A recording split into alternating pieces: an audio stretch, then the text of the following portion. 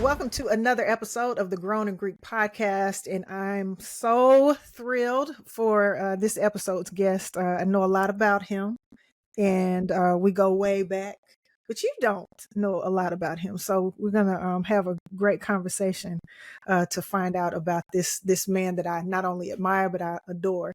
But quick housekeeping notes: please make sure that you like, subscribe, comment, and share the podcast. Of course, you can find it on all podcast platforms and on YouTube. And we're almost at 1,000 followers or subscribers on YouTube. So let's keep this thing going. But without further ado, he is a graduate of Miles College, hailing from the great city of Pell City, Alabama. He is a past president of the Pi Upsilon chapter of Phi Beta Sigma. He is an announcer of the Black Rodeo. He's an author of Little Todd book series, a children's book series, and he professionally works as an implementation trainer at McLeod Software. Please welcome my cousin, actually, my brother, my heart, Todd Morris, to the Grown and Greek podcast. That'd be me. What's going on? What's going on, baby? What's up, chocolate? So look. Can I just do what I'm just tell you because I know my bros, right? Okay. So you said Pi Upsilon. Now it's Pi Upsilon Sigma chapter of Phi Beta Sigma Fraternity Incorporated, where we live to serve and we serve to live. My fault. I forgot the Sigma off of that. But yeah you're right. Thank you for correcting me. Yeah, and they'd be real salty, wouldn't they? Yeah, they would. Yeah, these guys, them Sigmas, man, especially them Pi Up boys, they put in that work, so they want all that. They want all that Pi Upsilon Sigma. So we're gonna start right there, right? So you and anytime I talk about the D9 and talk about service and talk about men of the D9 who are the epitome to me of what servicemen, what taking it seriously, what being just upstanding men in the community. I not only reference you because I'm like, everybody knows Todd, but I also reference the Sigmas, and that's one thing that I've I admire. But you guys take it so seriously. Seriously. What's the and I hate to say it's a secret, but it is. Like, what's the secret? Because y'all, it seems to me, just by observation, y'all are doing the work. When you look at the foundation of Sigma and you look at the founding, it was based on service. It's based on service. That's what it's all about. Culture for service, service for humanity, and our honorable founders, when they founded the fraternity, that was what their focus was: servicing the communities. And at Pi Up, we say we serve the communities that we live, work, and play in. Mm-hmm. And having ministerial brothers that found the chapter, found the fraternity. The thing about it is, you live in service. If you're not serving, you're not living. So that's what it's all about: being able to live in service and the humanity of it all. So with Pi Up, when it comes to Sigma, when it came to that Sigma chapter, Miles College, that's what it's all about: is living in service, and then just being one of those that want to put in that work and service the communities and make sure that we're being an aid to the community and not a hindrance. So if you're not a part of the solution, you're part of the problem. And you've been in leadership roles since college, So from undergrad to grad to now, being a seasoned member of the D9. 30 years. Really? It's been 30 years, Tom? 30 years. It's 30 years. November is 30 years. Dang. Yeah. November, man, 30 years. That sounds... Yeah, it sounds a little old. I'm going to really say you are older than me, because technically you are in both ways, not only in D9, but in AGE too. We ain't gonna give no number out or whatever. But I want to, really spotlight the fact that, through leadership and stuff and how that drives, not only some of the programs and things that Yeah. Sigma is a part of, the Yeah. mentoring programs, every day you guys are at schools, at Yeah. the welcoming kids, as they get off the buses, and then you've done like gun buyback programs and things like Yes. that. What kind of tools do you have in your toolkit, as a leader in not only Sigma but in the D9, that you can offer and advise some of the other D9 organizations to take from what you guys are doing? The one tool that everyone must have is heart. You got to have a heart. You got to have a desire to serve your communities. Um, the one thing that my pastor always taught us was to be a servant. We all are slaves. We all are servants, and you have to serve. And that's where the that's where it all begins. If you like, if it's just simply on a call with a customer, and when you finish a call, letting them know it's an honor and a pleasure to serve you, letting people know that you're here for them, that makes all the difference in the world. When, for example, when we see the families and the parents and the kids show up at Phillips Academy every morning, shout out to Dr. Enzi and the staff over at Phillips Academy downtown Birmingham. Like when I see those kids in the morning, it's a service. It's an honor to be there. Good morning, sunshine. Good morning, young sir. And seeing the smile on the kid's face when they hear good morning, sunshine.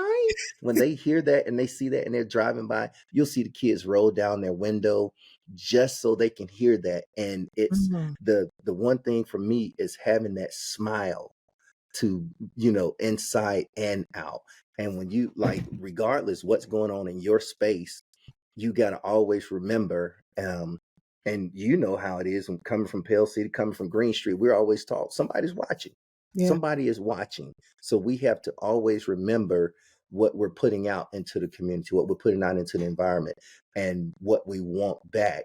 That's what we have to put out. So I just, the one thing that I encourage people to do is have heart and a love for your community. And again, service starts at home. So Mhm. if you're not serving at home, and when I say that, that's with your family, that's with your chapter, that's with your fraternity, that's with your church, with your immediate community. If you're not serving at home, it's kind of hard, but you have to make sure that you're serving at home first. Why Sigma? Of all of the other fraternities, why Faith. Sigma? I mean, chocolate. I mean, like, why Sigma? No, Really? no, Really? I mean, there is this is a when question. No, the reason why I asked, this is a question for, other viewers got you. and listeners Yeah. who may be trying to make a decision about, Yeah. what fraternity would fit them best. And I think that, True. like I say, you are to me, Mr. Sigma, like international, like I always have been. And Yeah. so who better to ask and be, that the spokesperson than Mr. Sigma himself. It's funny you say that For because real. for my birthday one year, my family gave me a shirt that says "I'm that Sigma," absolutely, and I have a brother that says absolutely all the time, and totally admire him, brother Monolito Irby. He and I go way back, but he's a Pi Kappa brother. But that's one of the things that I laugh about because it's hard not to say absolutely anymore. But why Sigma? Mm-hmm. There's many reasons for me. So I attended Miles College. There's only 2 college graduates in my family ahead of me. So one was graduating that year, and his brother had graduated some years earlier from where? The one and only Miles College. Mm-hmm. So that's what led me to Miles, but then also that's what led me to Sigma at a distance, Okay. seeing them and what they were doing at Sigma Men. And you get to college, you see all the other fraternities and everything, and you have decisions to make. You have to make a decision. And it was like I didn't go to not one smoker. I did not go to one smoker. And there was no question Phi Beta Sigma was the only way. And then when I look at the when I look around the city, and when I got ready to process, the term is process, is not pledge. Mm-hmm. But when I got ready to process back in '95, it was seeing brothers like the Honorable Demetrius C. Newton, who's he was a state pro tem of Alabama. He was the city attorney for Birmingham. And just seeing guys like that, it really made a difference when you look at brothers like Amos Hall, Kenneth Perry, Henry Pennick. Like I'm calling brothers in the immediate area of Birmingham, Alabama. But now let me bring it closer to you. Coming up on Green Street. Yeah. Not only was it my cousins from Pell City, where just about it, like if you were from Pell City, you didn't have, I mean, there was no Pell City. If you went to Jacksonville, you went to Miles, you went to UAB, wherever you went, you were going to play a Sigma. That was just the natural habitat, you know. So when I look at Pell City, when I look at Green Street, and I look down the street, retired FBI agent, special agent Jamaica Funby, brother that was on campus at Miles College at the time. And, you know, he and I were running back and forth to Montevallo, Talladega. Yeah, we had some good times, boy. You name it. So when he was like, yo, we're getting ready to start process, you know, what I was like, what? I was like, when? You know, and just having, you know, brothers like that, looking at it, brothers like Derek Felton that was on campus, but straight out of Pell City, Jamaica Funby, but most importantly, my two older cousins that attended Miles College, and both are graduates, you know, so that and when you look at it, you got to look at those as graduating. Mm-hmm. I ain't throwing no shade, but pun and shade intended, insert. So looking at Carzella Shepherd and Lucky Ray Shepherd, straight out of Pell City, straight, you know, off King's Circle, First Family, representing to the fullest and leading the way. So I like seeing Lucky at Christmas, Thanksgiving with some of the bros, hanging out and just representing and kicking it. And I was like, man, I want to be at my cousin. And then of course I was looking at going into the Marines, and almost ended up in the Marines. And then I got that acceptance letter from Miles College, and it was like going to Miles College. And when I got to Miles College, I knew that I was going to be a Sigma. There was no question. So, but looking at the foundation of Phi Beta Sigma and the service that comes with it, and all that the fraternity stand for: culture for service, service for humanity, brotherhood, scholarship, and service. Hey, I dare not. Mm-hmm. I dare not. Well, you know, like I said, you represent it like better than anybody, like real talk. And, you know, I want to celebrate that about you, because and this is crazy. And this I've, you know, been a few places, in life. I can't stop cheesing. But no, been a few places in life. And, you know, if I mention, you know, you happen to know Todd Morris? Like, he wear cowboy hats all the time. Yeah, that's a good brother. So yeah, that's my cousin. That's my so I gotta throw that in it. But no, that's like real talk. Y'all do the work, man. And it's good to see not only brothers doing the work, but representing the D9 to the fullest. Yeah. But let's go from, you know, we talked about college, talked about your beginnings in Alabama, Pell City, talked about your start with this thing in at Miles College. But you left Miles College. Mm-hmm. Yeah.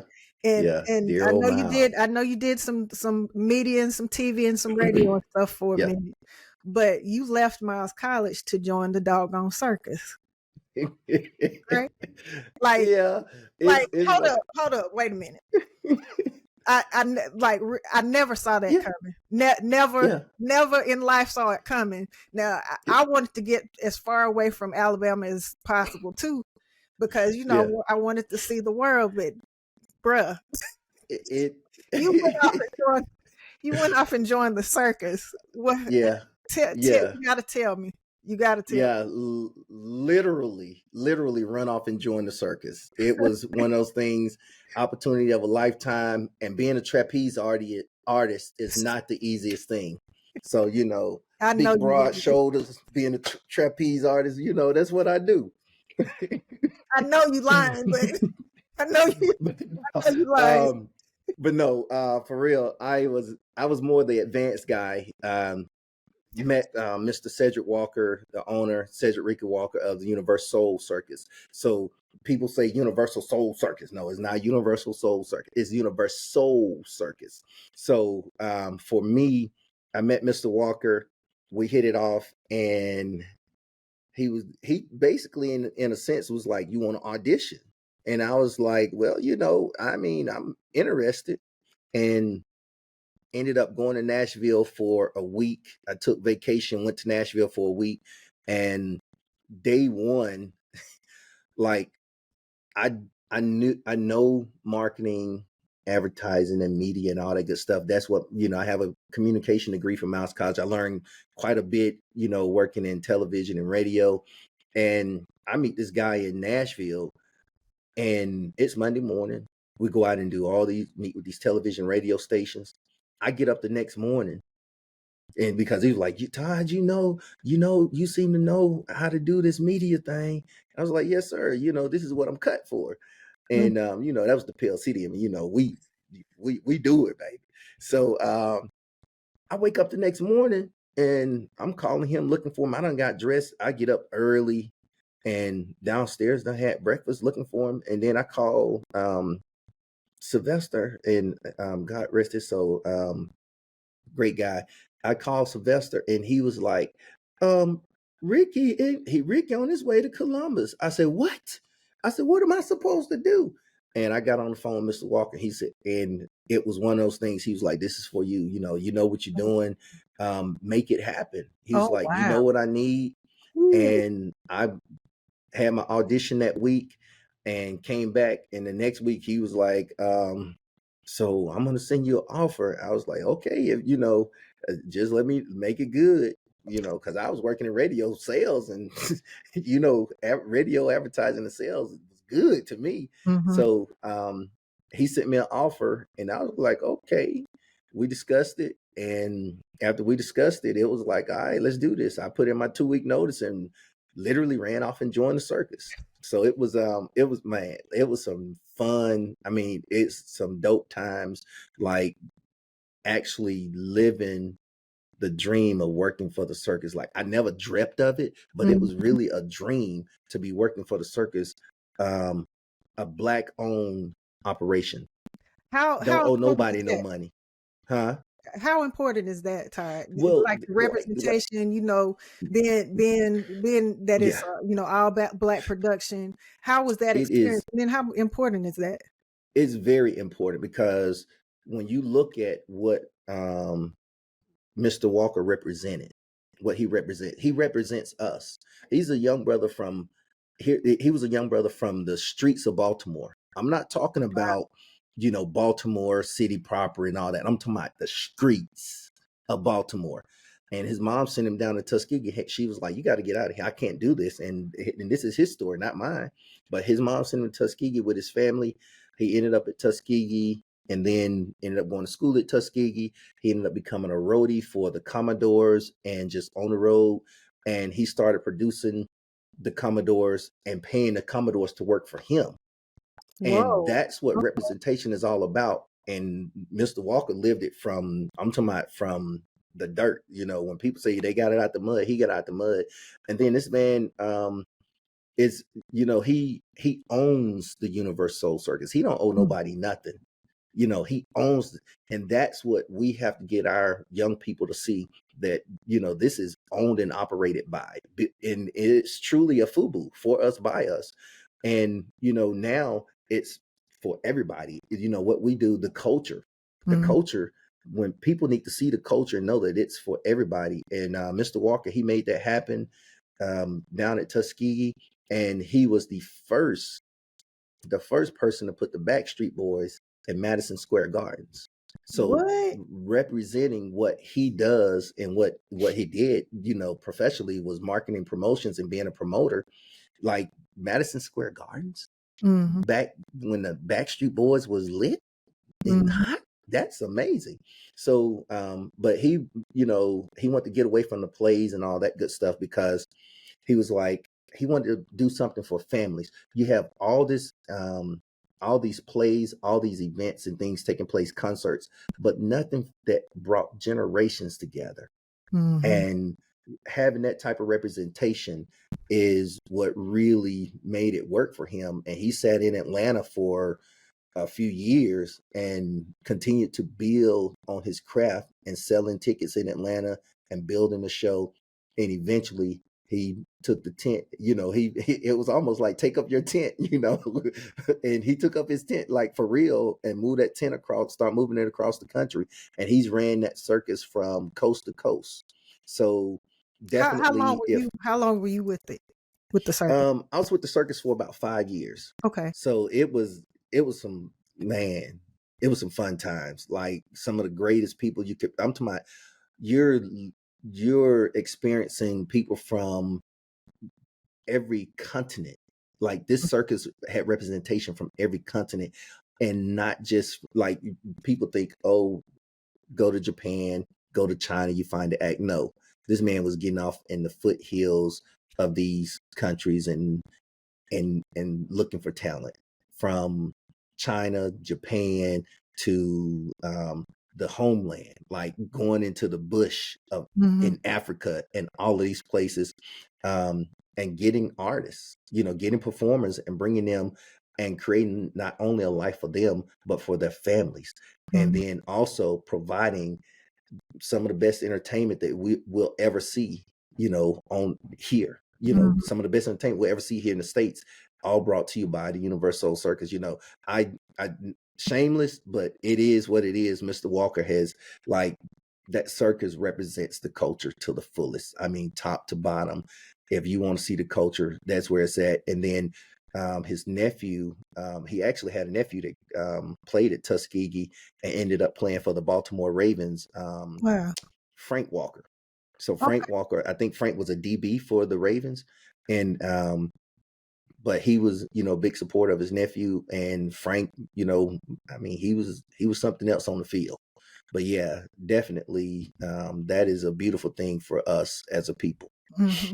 So you've switched gears a little bit. You're still touring Yeah, I'm currently still touring. with with the culture and Yeah, being able to put your footprint in the soil and different people and stuff in different cities yeah. and all. But this time you rocking a cowboy hat, and Hey, I will say, just knowing, and we'll talk about this, but you have been wearing cowboy hats, and I know connected to the culture of black cowboys and riding horses to yeah, understanding the culture and everything. And back in the day, historical fact or whatever, but it said that one in every like four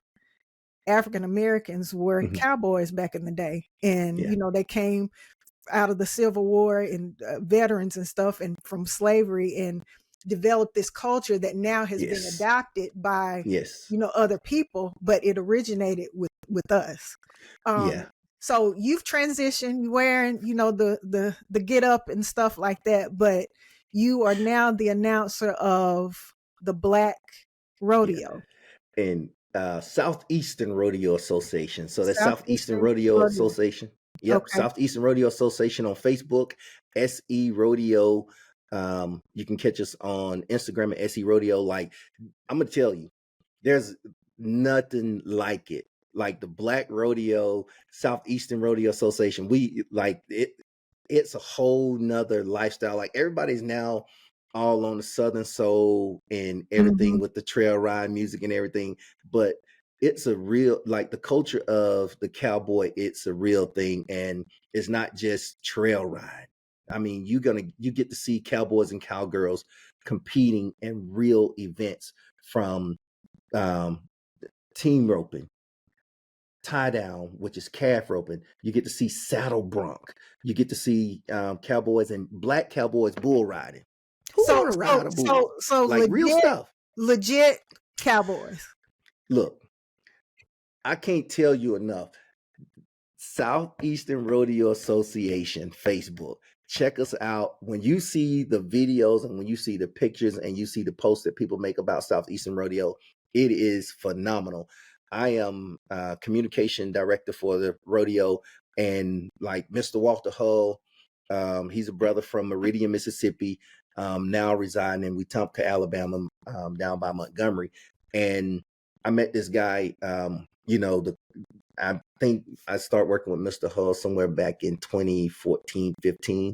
And Okay. like 2016, Paul Dunlap, my homeboy, my partner, we like started doing some things with them, and both of us working full-time jobs, but Mr. Hull needed some assistance with the rodeo.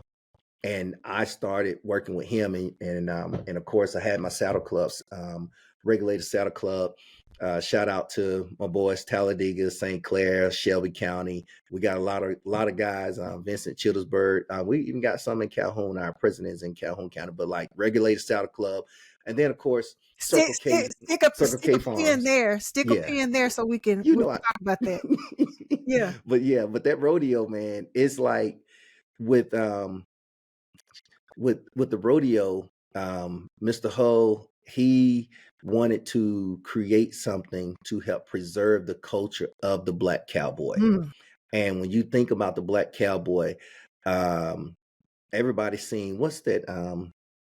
I can't think of the name of the movie. The Harder They Fall. What's the The Harder They Fall. Harder They Fall. Yeah. A lot of those names that you see in Harder They Fall, yes, like those are real cowboys and cowgirls. Stagecoach Mary. Mm-hmm. When you think about Nat Love, when you think about and thinking about the sport of bulldogging, the late great Bill Pickett, where he created the sport, and they say he transferred, like we say jump from his horse, but it's called transferred from his horse to onto the steer, and they say he bit the steer by the lip and rolled him over. And that's how the sport of bulldogging was created, all on the back of a black cowboy. But the way that the name cowboy came about was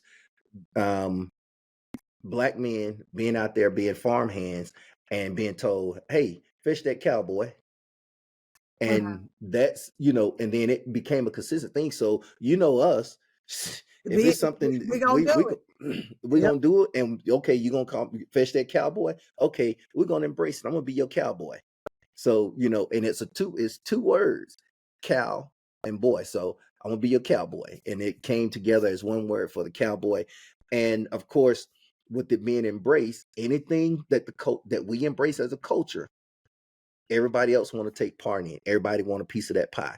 And from there, the name cowboy was then when you start seeing the artistry of John Wayne, when you see the artistry of the Lone Ranger, all these guys. The original Lone Ranger, absolutely. So the story of the original Lone Ranger is a black cowboy. It's not a white cowboy. It was a masked black cowboy.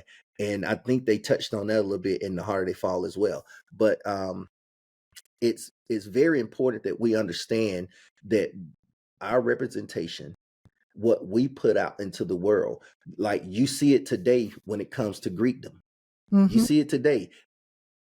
Art imitates life. And then, of course, the flattery that comes with everyone now want to step. Everybody now want to stroll and all that stuff. So when you see the culture of the PWI Greeks, or the general, as we say in radio, general market, when you see the general market Greeks, and wanting to step and do all this stuff, I mean, it's right. But the thing about it is, the black cowboy, Mr. Hull wanted to make sure to take the sport of rodeo and preserve it and allow us to still have something. He's got some big things that we're doing. Like last year, we ran our finals in Pensacola, Florida. Wow. We start out in Meridian, Mississippi every year for our first show. And we ended up last year in Pensacola, Florida. This year we'll be in Lufkin, Texas for our finals. So we picked up, and we're running in cities like Kansas City, St. Louis, Tupelo, Mississippi. Like, we're running some major cities. We played last year. We played in and this year we're playing Lake Charles again. We played Baton Rouge last year, but this year we're going to be playing in Port Allen, Louisiana. So we have a number of shows, and with the this thing for Southeastern Rodeo Association is amazing. The work that Mr. Hull has put into his product and making sure that it's for the people, it's for the culture. And when you come to the rodeo, like any city that we go to, it's an economic impact because people gonna buy new outfits. They're gonna go buy those hats. They're gonna go buy boots. They're gonna go get grocery and set up and tailgate. And then a lot of times they tailgate at the rodeo. we What? do this. Okay. It's a lifestyle. It's like it's a real lifestyle. It's a family. So it's just like going to a football game and family and friends coming together, and people sit in their cities and wait year round. Like y'all need to come to Jackson, Mississippi with us. Y'all need to Okay. come to Jackson, Mississippi with us, or any other shows really, and just see the family aspect of what Southeastern Rodeo has. Like, these cowboys and cowgirls are traveling all across the country with this rodeo and competing for big money. Yes. So it's Speaking, real. speaking about the family and it being a lifestyle, you just don't wear the gear, you really No. participate in the lifestyle. You got to Yeah. talk about the regulators, and you riding horses and training Yeah. them, and I don't know what all you do with it, but I remember what's funny is I have a cousin, not on the other side, on mama's side, not daddy's side, not on our side, but on mama's side, that he would talk about the Buffalo Soldiers and the Yeah. cowboys and stuff. And so, like, I've heard those stories and things like that growing up, but didn't really understand the magnitude of, who we come from. But Right. outside of that, not really realizing how much of an impact that it Yes. has on, our Yes. existence, our identity and everything. And so, you embodying that, Yeah. wearing your cowboy hat, Yeah. having your boots and stuff on. Talk about, a little bit how you got into it, and, what all you do, and the club and the group and stuff that you rock with. Well, like for me, it was something as a kid. You see horses, you never had Yeah. opportunity to attain a horse, or even like in Pell City, like we saw horses all the time, but Yeah. therefore you just didn't have the affordability to own a horse, and your family didn't own a horse. But as I grew up, it was something that I wanted, something that I had a desire. Like, one day I'm gonna own a horse, and one day I'm gonna have my own farm. Haven't gotten to the farm yet, but shout out to Aaron Kidd down at Circle K Farms, one of my regulator Saddle Club brothers. Let me tell you, I ran into these guys, the regulators, and I'm casually hanging out with the guys, and I get invited to a Christmas party, not knowing anything, and got the invite and got the call, and I was like, oh, okay. So I got I was like, okay, they jumped me in. No, but they welcomed me into the regulators. But yeah, shout out to my main man, my guy, the guy that really just keeps me intact when it comes to it. Aaron Kidd and Alyssa Kidd down in Shelby County, Vincent, Harpersville. And they keep my horse. They kept my horses Oh, and man. cared for them, and make sure that everything, like all out of the 5 or 6 horses that I own, every last one of them has been at Aaron's place. I started out, I'll be I'll be in big trouble if I didn't shout out my cousin Jamie Smith Django, because a lot of people around Peltier know him as Rambo, but he and Rita sold me my first horse. And I Oh, actually first started riding, hanging out and, catching up and riding with Rambo, and then met the regulators and along with him, and they welcomed me in. And it's like, from that point forward, it was like hands down, it was truly the culture. It was the lifestyle. Like, I was wearing hats and boots before I started hanging out with these guys, but then I was then able to really embody and embrace the cowboy culture, and having guys that, like, our club, it wasn't about, yeah, put him on a horse and no. You learn the horse, and you learn from the ground up. You learn from the foot of the horse all the way up to his head, how to clean his feet, how to make sure his feet are right, making sure to brush and comb, the proper equipment and all that kind of stuff. And then when you ride, making sure. So it was always a joke, because I was the green. I was the green one. And they would be like, "Yeah, no, let him go ahead. Don't worry about that saddle. He got it. We're gonna see a rodeo today." Because, like, you saddle up and that saddle ain't right. And we had one where we were on a trail ride, and my horse had swole up. And this was Comanche, a horse that I bought from my cousin Rambo. And Comanche had swole up, and he was so beautiful. And he had swole up and took in all that air. And then, so we get back on the trail. I didn't check my saddle or nothing, and he had done let all the air out. And my saddle, we just riding down the trail, and everybody just watching. And it was, a normal day, and just bouncing down the trail. And all of a sudden, I was like, "Oh, sugar honey iced tea," and I was just sliding under. And of course, when you have a good horse, that horse knows what time it is, and that horse stop. I'm hollering, "Whoa," pulling, but my horse, I didn't have to say nothing else. I didn't have to say nothing. That horse literally stopped, and I just slid on down to the ground, because the saddle was, there was nothing I could do at that point. And he did not drag me. I didn't get hurt. I have, broken a hand. I have broken ribs, but that horse took really good care of me that day.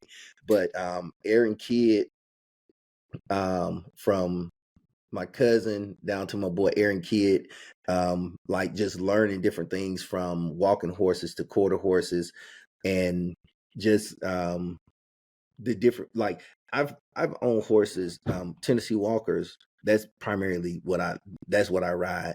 But Comanche, my first horse, was a quarter horse, and one of the best horses we ever owned.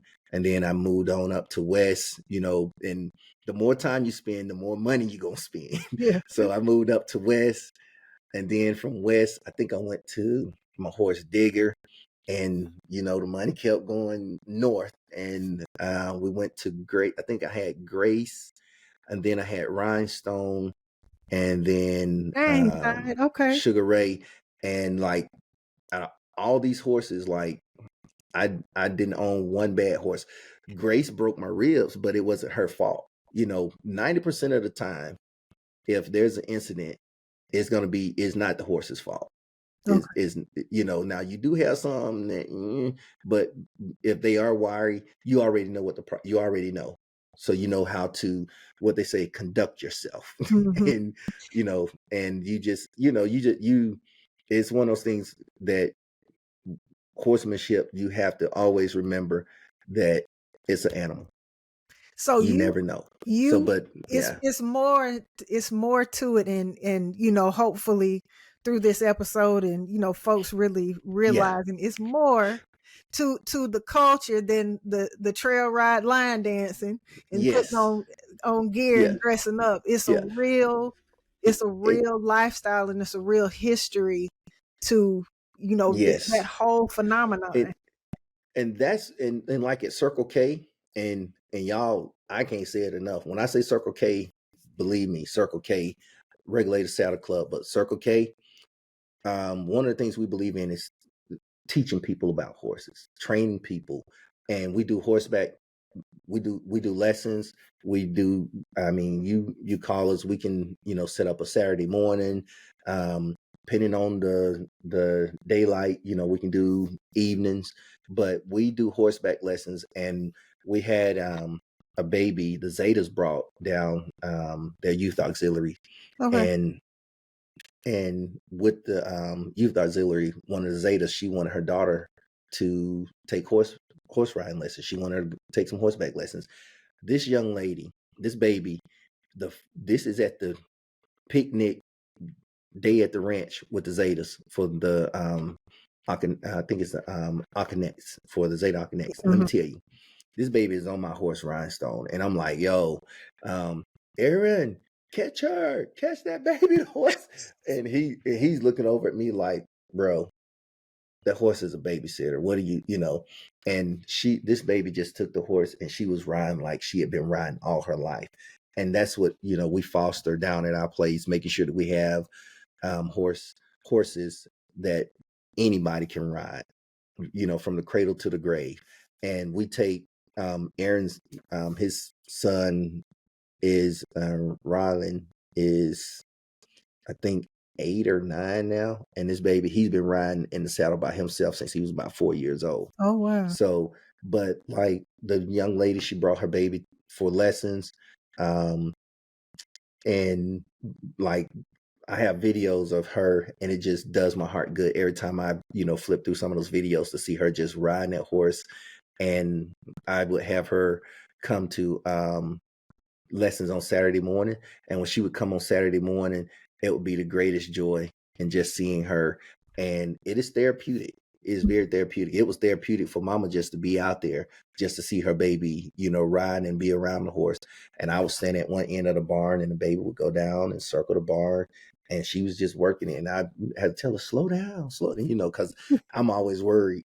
But my youngest son and my youngest daughter, they both ride. Okay. But and my baby girl, my boy, he started around 15, but my baby girl, she started riding around 8 or 9.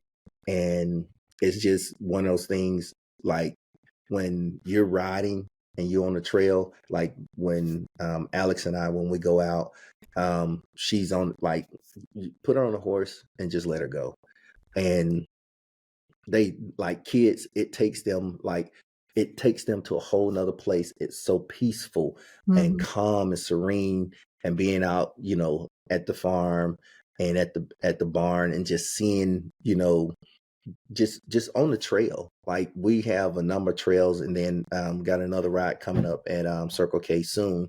So definitely check us out, Circle K Farms Facebook, because the November ride is going to be like, I missed this last one because I was out serving with the Sigmas. But and when I finished serving with the Sigmas, I was wore down, and I was not able to go get on a horse. But the thing about it is, just the culture and hanging out with like minds and people that just want to hang. And the equestrian life is definitely, it's fun.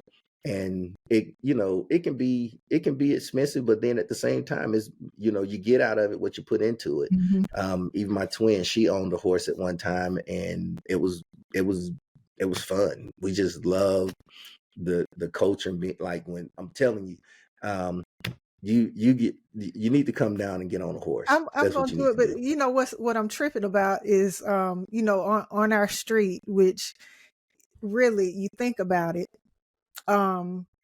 we I think we done good, as they say. That sound like your daddy. We done good. We got Jamaica. We got Yeah. Byron, who's a real black farmer. Yep. We got Yep. you, that's a real legit cowboy. And Yep. we got other folks too. Yeah. But representing the D9, representing where we come from, Yeah. like, I applaud you and salute y'all. But Yeah. let me talk about this. You talked about what a joy it is to see, like, kids and stuff riding horses and really understanding the culture, and getting a chance to experience that. You enshrined the whole lifestyle and culture with your Little Todd goes to the rodeo. Yep, Children little for the Todd, street. little Todd.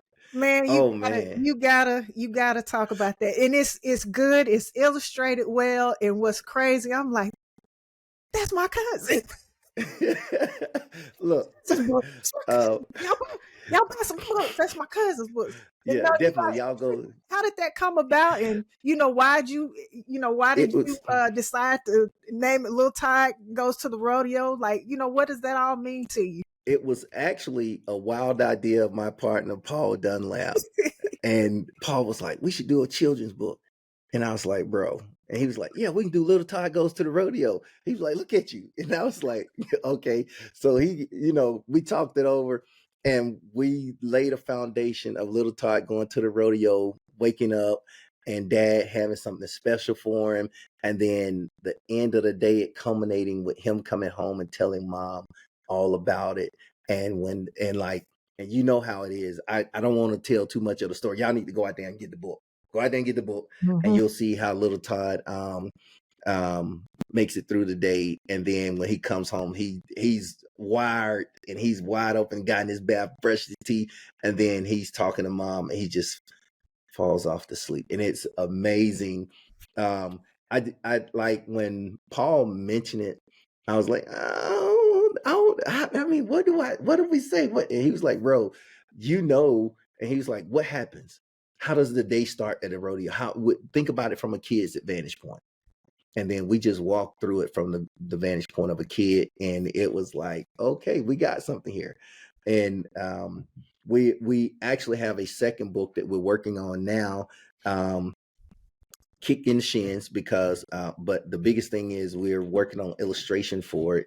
The illustration, like when you see the first book, you see it's hand drawn, it's Mm-hmm. hand painted illustrations. This is not a what is it, CGI or whatever they call, what is it, or none of that. It's Like really, AI and yeah, generative AI. Yeah. Mm-hmm. yeah, his nephew literally drew every single picture by hand, which was very creative. And I was like, wow, because we try to illustrator online, and the illustrator from online was basically just taking clip art, Mm-hmm.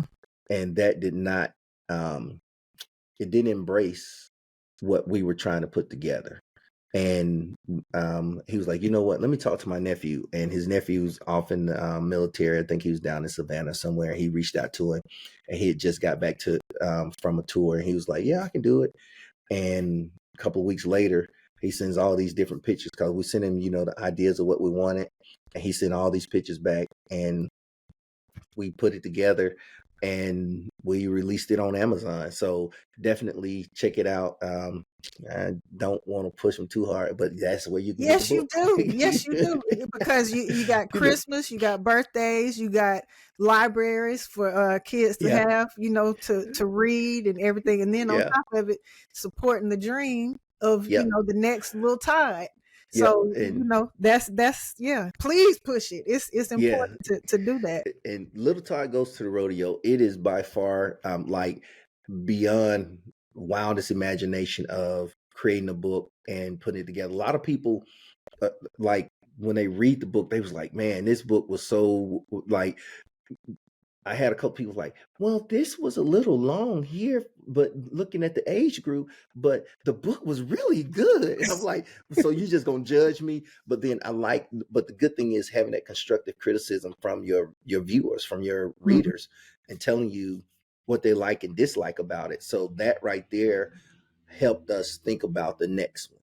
Mhm. So you and you know how it is being in the industry, you have to listen to your viewers, you have to listen to your listeners and your readers. So we definitely took in consideration the things that were shared with us, and it's amazing. Just being a little fella from Pale City, Alabama, just living the dream, and announcing. I didn't tell you about how I like the announcing part. Yeah, I was gonna ask you like how you bring the party, so to speak, at the rodeo. Yeah. So I like when I was on the road with the circus, like I would be in different cities by myself, so I would have to do promos, and I have to, and then like when the artists from the circus came in early, the ringmasters didn't come with them, So I'm like, ladies and gentlemen, boys and girls, it's the. So I would jump into my, my voice, and and we were at one of the rodeos, and Mr. Marcus Friday, legendary rodeo announcer who announces for Southeastern out of Tulsa, Oklahoma. He was like, I'm not going to make this show. And we were trying to figure out who, and how we're going, because Linnell was not going to be able to make it. Mark's not going to be able to make it. And he's like, well, you got Todd. He's got a good voice, and he knows how to work the room, and he's done different things with media. And I was like, because it was kind of sort of like, I kind of sort of want to do this, but I didn't want to be like, hey, I can do it. Just holler at your boy. Let me in there, Mr. Hull. That's where I was at, right? But when Marcus said it, I was boiling over inside. And Mr. Hull actually gave me a shot with Tupelo. And I announced Tupelo all by myself. I had my DJ and me. And I did the announcing, and the show went off without a hitch. I reached out to Mr. Friday, got a couple of pointers for the show. And after that show, a couple of weeks later, Mr. Hull was like, Marcus is doing a rodeo announcer clinic out in Tulsa. Well, out in Okmulgee. The Lula Blanc Black Rodeo, which is out in Okmulgee, Oklahoma, the longest, I guess the longest living active Black rodeo. So 70 years this year. Shout out to the Roy LeBlanc Black Rodeo out in Okmulgee. And one of our cowgirls actually is the Miss Black Rodeo. She won that out there at the Okmulgee Rodeo. So shout out to her. But definitely, I went to the clinic. He flew me out to Tulsa, Oklahoma, like all expenses. Like he was like, you got to do this. So Mr. Hull, the owner of Southeastern Rodeo, sent me out to Okmulgee, Tulsa, and then I drove down to Okmulgee. And I attended this rodeo announcers clinic, not knowing that there was going to be a competition. So I ended up in the class receiving the Rising Star Award in the classroom that Friday. So, so we like I get and I'm calling like, hey, I won the Rising Star. And, I'm talking big stuff. I'm trying to use my educated words versus, the typical Todd Morris off screen. So I'm talking big stuff, right? And then Mr. Friday, yeah, I hope you keep that same energy because the competition tonight, you're gonna need it. And I say what? Say what? Okay, all right. I was like, I'm with it. So I'm the youngest in the room when it comes to announcing. Not the youngest in years, but as an announcer, I had one rodeo under my belt. But it's the energy and the pageantry and the painting the story and telling the story and sharing with people what's going on at the event and educating them on the sport of rodeo. And not only that, but about our Black cowboys and cowgirls. And I drew a sport that I was not too thrilled about. And I was like, okay, let's do it. And dude was like, well, actually, I was hoping to get that. And I was like, okay, what you got? And we actually swapped out. And I think I ended up with steer wrestling. And that night when we announced at the rodeo, there was a guy that was there from Nashville that was writing a book on the history of the Black cowboy. I can't remember his name. There was a couple people from ESPN, and ESPN was recording at that show. It gets better. My voice is on a documentary on ESPN, and I was in the middle of the night and heard my voice on TV, and I was like, wait a minute. And I was ready to call ESPN. Y'all need to cut me a check, cuz that, that's my right. But I actually won the contract act that night. I won a buckle that night in Okmulgee, Oklahoma. So 2 awards in one day. So I got my Grammys. I don't know about y'all, but I got my Grammys. I got 2 awards in one day, and it was the greatest feeling. with cowboys that have been announcing for a few years, some that have been announcing 7, 8 years, a young lady that had been announcing with Mr. Friday for a couple of years, and then another young cowboy from Mississippi that had been announcing, and he had 6 or 7 rodeos under his belt. But when I when the lights come on, it's lights, camera, action. Let's do this. And Well, I took the bull by the horns. Let me interject and say this little known Black history fact about Todd Morris. He was really shy back in the day. Absolutely. And what happened after he left? Hey, Bell City Miles, is a mystery to me. And here we are today. Author, Mr. Sigma International, announcer extraordinaire. And you doing it, man. And some of that stuff I didn't even know. You've been holding out on your sister cousin, man. You've been holding out. Absolutely. But hey, it's that Miles College, minutes away, miles ahead. That's what it is. No that Miles doubt. College. No doubt. But you are like I said, you are the epitome of service. Thank you. You are a wonderful, wonderful man. You just fun to be around. You know a lot. You embody and embrace what it is to be a proud Black entrepreneur, plus professional, and somebody that really represents what the heart of community and community service is. And I salute you. I applaud you, and just keep up the good work and keep doing what you're doing. And I just appreciate you spending the time with your cuz a little bit on the podcast. But you got to tell everybody how to keep up with you, how to come to the next rodeo. Absolutely. And get the book. Drop all of that. All right. So let's start with the book. Y'all go out there, hit Amazon. Little Todd Goes to the Rodeo. Little Todd Children Book Series. Little Todd Goes to the Rodeo. Now that you got Little Todd, let me say it one more again. Go get your book. Little Todd Goes to the Rodeo. And shout out to Paul Dunlap. Y'all keep up with us. He's working on a couple of recipes and everything, not only for the book, but for his barbecue sauce. And then you have Todd Morris. Todd Tarnett Morris. You see it printed on the screen down there, that thingy. So you see it right how they do it right there. Right there. You see down it right bottom.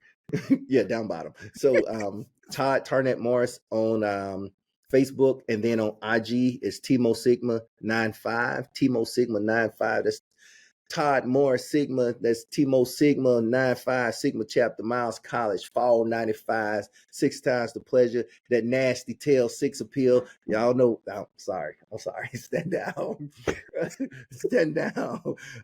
But Timo Sigma on IG, Timo Sigma 95. And then, of course, with Southeastern Rodeo Association on Facebook, Southeastern Rodeo Association. Y'all can catch our schedule there. Not only can you catch the schedule, but you'll see plenty of videos, you'll see plenty of pictures, you'll see plenty of action from all the cities. We got a few cities left for this year, so go ahead and check us out. I know that this podcast is going to live forever, so I was trying to think not to brand it for the moment, but definitely we have 4 shows left. We got Lake Charles, we got Port Allen, Louisiana. Those are 2 Louisiana shows. Then we have Natchez, Mississippi. A lot of cowboys and cowgirls coming out of Natchez. I'm talking about hard. These cowboys and cowgirls are bad. Erica Singleton, Fred Mayberry. Who else? Oh man, there's so many. I'm gonna start naming names, and I'm sorry, family. Y'all know I love all y'all, but definitely. And then we closing out the season in Lufkin, Texas. So y'all definitely check us out. And like these are, and the thing about it is, some of these cities, there's a little bit of history there. There's some Black history. Port Allen is right outside of Baton Rouge, so we got some peoples down there. Lake Charles, right outside of Alexandria, Louisiana, so we got some people down there. So that Creole and all of that, like some good food down there in Louisiana. And then of course over in Natchez, right on the river. Natchez, they're on the state line between Mississippi and Louisiana. Nothing separating them from Louisiana but the river. If you stumble and fall, you're going to fall in the river and you'll be in Louisiana in less than 10 seconds. But definitely check us out on Facebook and IG, SE Rodeo IG, and then Southeastern Rodeo Association on Facebook. But if y'all don't do nothing else, go get the book. I got a baby graduating, you know what I'm saying? She want a new horse. She want to go to college. My last baby graduate. Y'all come on, help that baby get to school. But definitely y'all make sure, check us out, Southeastern Rodeo Association, the baddest cowboys, the baddest cowgirls you're going to see this side of heaven. I'm trying to tell you, if you didn't know, now you know. And I love every last one of them. There's nothing that anybody can do about it because this is a family. And shout out to Mr. Walter Hull, the man himself, keeping this thing alive for the Black cowboy. Because not like you're gonna see there's a number of shows out there. Let's support, if it's not Southeastern, support the culture. Buy your ticket. Don't go asking nobody, hey, can I get a discount? Y'all know anybody got any free? No, one thing that we got to do is support the culture. That's right. Same thing with your events around town, Chocolate. Hey, that's what we have to do. Support one another. I got a friend that I have 2 or 3, what of them, urban ham, how you say that? Urban ham. I got like 2 or 3.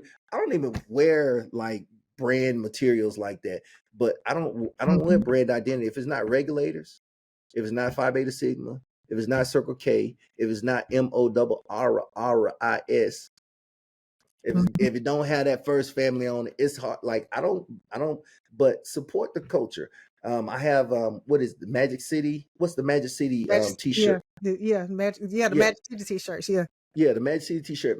We got brothers doing big things. We got a brother that's getting ready to come up to Pale City that's gonna represent for us with what's the well, we're not branding any liquors and stuff, but yeah, one of my boys, he a newt, but he cool with me. He cool with me. I ain't gonna but to what you were saying, that's what it's all about. Supporting, supporting each other because not just the D9, but we're doing some amazing things and we are some amazing people. Absolutely. And we are the culture. And you're a part of it, and I just appreciate you and who you are and what you're doing and what you represent because you doing it and doing it well. Yeah. But thank you again, for being I have to on the podcast and rocking with me because I have to say this. Okay. I went to Miles College, but my going to Miles College, my degree was undetermined. I was undefined on my degree, right? Mm-hmm. But I had my love, my heart, my ace, front door to front door, across the street. Say, I'm gonna get a communication degree. I was like, what? Communication? What you? Man, I checked into that thing, and guess what? I landed on communication degree because my girl said she's getting a communication degree. Because we used to stay up doing algebra, math. And like that was a pain, bro. Yes. But we both ended up going into communication marketing and all that good stuff. And, I commend you for all the work, all that you've invested into your brand, into the community, and to and just represent Pell City. You know what I'm saying? I'm trying. Big ups to you. I'm trying. And, one thing I can say about you is you were made for it. You were made for it. And you were, and you thank you.